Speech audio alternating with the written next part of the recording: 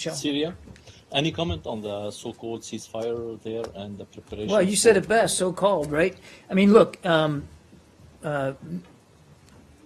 as before, we wanted to see this one succeed because we think it's important to get back to political talks, UN-led political talks.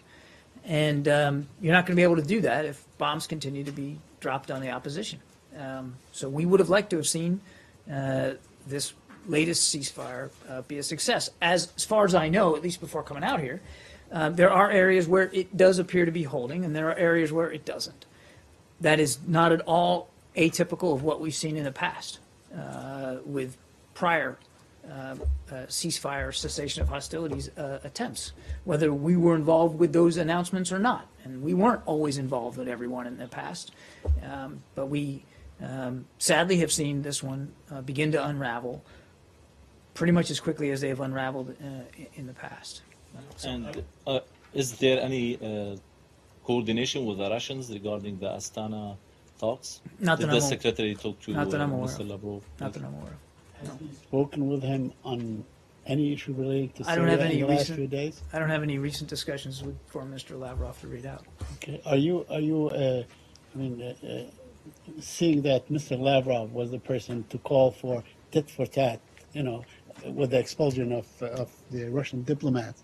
It was Mr. Lavrov that called for tit for tat, and it was the Russian president that actually held back. Do you have any comment on that? I mean, considering that I've seen press reporting on that, Yeah. Saeed, but I can't confirm Can the you- you cannot veracity of confirm the that he internal actually- Russian deliberations. in fact, you don't have any confirmation that he in fact wanted American diplomats to be No, expelled. I can't confirm what the foreign minister's views were about the president's decisions last week. We all saw President Putin's statement, which you have to assume speaks for the Russian government.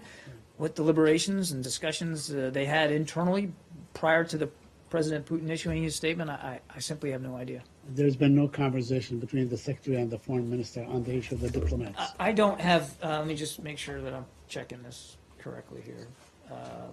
No, I don't have any recent calls with Foreign Minister Lavrov to read out with respect to the President's decisions last week. We'll take last one. Go ahead. On Syria, do you have any information about an airstrike that happened today in the north of Syria in Idlib province?